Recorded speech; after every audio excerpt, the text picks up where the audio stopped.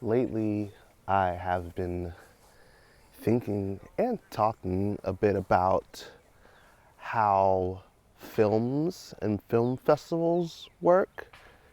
You make a film, you have it run through festivals, you hope to find someone who will distribute the film, who will license the film from you, who will put the film in theaters, who will contribute to its greatness in whatever form. And and then you're off to the races, right? I mean, film festivals are a race of its own, but you're off to the races, which is distribution. It got me thinking a lot about how interesting it would be if music worked the same way. Imagine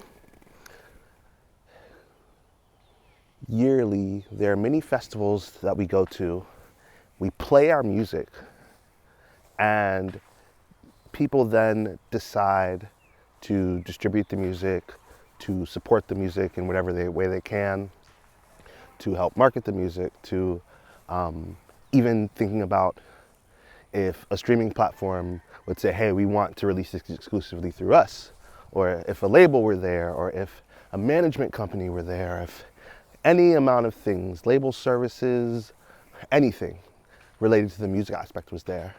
And this sort of curation creates really interesting spaces and opportunities. You guys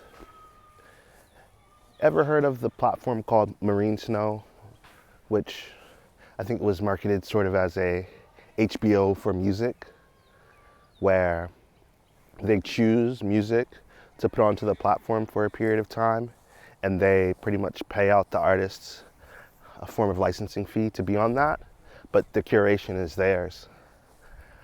What if much more music looked like that?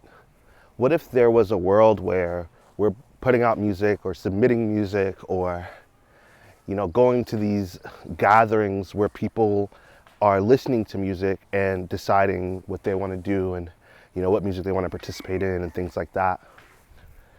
And that sort of curated world existed for artists.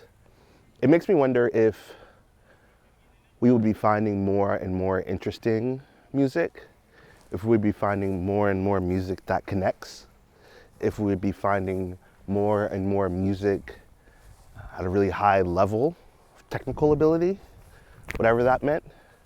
I think when you look at this too, the brands that decide to pick up your music have their own standards.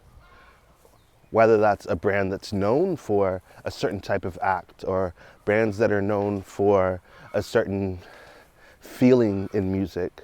There may be brands that specialize in a certain genre of music, and how interesting it could be to create space where we are offering ourselves up to that. South by Southwest is interesting, and I think when I think about an open sort of music festival, I think of South by. But South by kind of does it in reverse.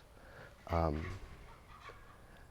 think in a lot of ways they find things early, and so there is a curatorial aspect, but it's all the stuff that's kind of going to work already. I think it's tough to go into a room and listen to a bunch of music and hope that some of it is good. Maybe there's a pre-qualifying. I don't know. I have no clue. This is just imagine. This is your imagination. I feel like I've done like 5 gatekeeping episodes of Yards. I hope that this sounds more like a curatorial episode of Yards. I hope this is something that makes you think about how you may want to approach music, or ideas of how you may want to distribute your music to the world. That's really the thing that's on my mind. Just a little bit of imagination, I guess. Anyway, I'll catch you next week.